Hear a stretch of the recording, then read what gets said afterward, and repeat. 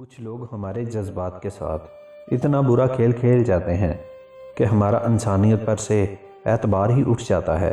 نہیں مطلب ہماری تو خیر ہے نا، ہم انسان ایک دوسرے کا بگاڑ ہی کیا سکتے ہیں، لیکن اللہ تو سب دیکھ رہا ہوتا ہے نا، وہ تو انصاف کرتا ایک ایک آنسو کا۔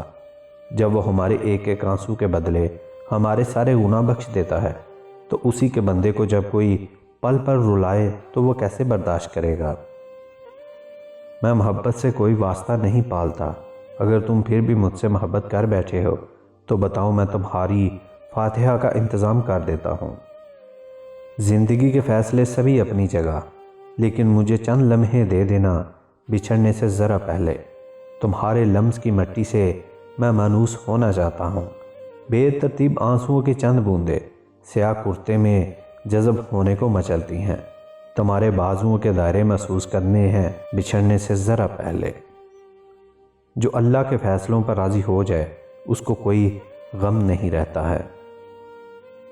انسان کی شکست ہی اس کی جیت ہے، کیونکہ شکست کھائے بغیر جیت کی پہچان کرنا مشکل ہے۔ پا کر کھوئے ہوئے لوگوں کے خسارے قبروں تک ساتھ جاتے ہیں۔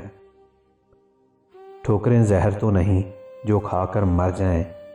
کیوں ہوتے ہو اتنا تکلیفوں اور آزمائشوں سے پریشان؟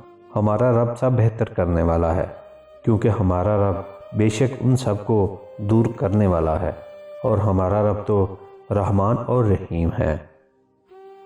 خوف خدا سے بہنے والے آنسوؤں میں گناہ غرق ہو جاتے ہیں۔ کوئی دوسرا جب تیرا نام لیتا ہے تو میری روح پر نیل پڑتے ہیں۔ تم سے وابستگی ہوئی جب سے میں نے ہر الفاظ کو عشق لکھا۔